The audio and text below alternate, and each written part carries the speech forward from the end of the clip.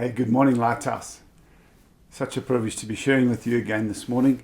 And I'm going to be continuing the devotion that I started last week where I spoke about Paul and his instruction to Timothy and Titus. In Titus chapter 1 and verse 4, this is what Paul writes to Titus. He says, "To Titus, my true son in our common faith." And I think this is important for us to grasp, is that when it comes to fathering and mothering in the life of a church or a community, from a spiritual point of view, not from physical children point of view, the Bible's word for that is discipleship. That there are spiritual fathers and spiritual sons, spiritual mothers and spiritual daughters, and that those sons and daughters of those mothers and fathers grow up to become true sons of those men and those women in our common faith. And I think this is important to understand, that ultimately each of us is a son or a daughter of God, and God is our Father. And my job as a father of someone in the faith is to take them to the Father and to point them to the Father. Like Jesus said, "I'm the way, I'm the truth, no one comes to the Father but through me." So our jobs as spiritual fathers and mothers is to point the sons and the daughters to the Father. And ultimately those sons and daughters are going to grow up and they are going to have their own direct relationship with the Father, and they will disciple other people towards the Father, the Son, and the Spirit. So we've got to understand that our job is simply to bring people to the Father and to teach them how to be dependent on Him. And we said that Paul speaks to Timothy and to Titus, and he gives 4 things that they should do. He says, these are the things that you should teach, encourage, rebuke with all authority. Do not let anyone despise you. Titus 2 verses 15. And then obviously in Timothy he said that you should also correct. And over the next couple of days I'm going to just unpack each of these, and today I'm going to look at encouragement. And I think that encouragement is most probably the biggest of these 4 things that we should be doing with our spiritual sons and daughters. The word encourage means to give courage to someone. If you discourage someone, you take courage away from them.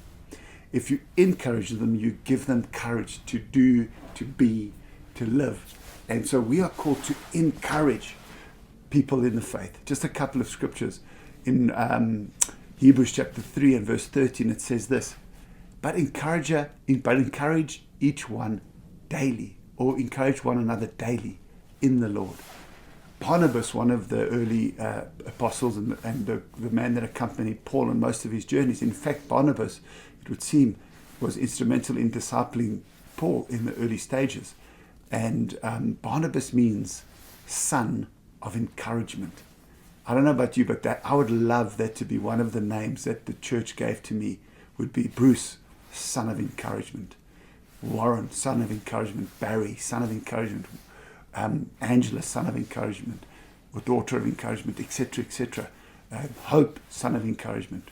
Wara, daughter of encouragement. And so let us make one of our goals to be sons and daughters of encouragement. The gifts of the Spirit are given to us, especially the gift of prophecy. Paul writes in 1 Corinthians chapter 14 and verse 3 to say, everyone who prophesies speaks to men for their strengthening, encouragement, and comfort. And then in Romans, another book of Paul, where he speaks about the gifts, in Romans chapter 12, it says, we have different gifts according to the grace given us. If a man's gift is prophesying, let him use it in proportion to his faith. If it is serving, let him serve. If it is teaching, let him encourage. And if it is encouraging, let him encourage. And so I believe that every leader, every spiritual father, every spiritual mother, every person that's going to disciple someone else needs to ask God and to tap into this gift of encouragement. And so we need to speak life over those we're leading. We need to speak encouragement to them. We need to speak words over them. And the best way to encourage people in the Lord is to remind them of the promises of God. I remember in being in the shower once, the Lord gave me three phrases. You are, you can, and you will. And those are 3 great encouragements to encourage people with. To remind them of who they are in the Lord. You're a son of God. You're a daughter of God. You're valuable. You're precious. You are chosen. You are special. You've been adopted. You've been transferred from the kingdom of darkness into the kingdom of light, etc. You can. You can do the things that God has called you to do. You can change. You can grow. You can win this thing. You can overcome sin. This has come to pass. You can do these things. A can-do attitude. Let's encourage people with a can-do attitude. And then that last phrase, you will. You will be successful. You will overcome this thing. You will walk in the purposes of God for life. You will be an overcomer. You will one day disciple other people. You will grow up. And so let us be the sons and daughters of encouragement. Let us be the fathers and the mothers of encouragement.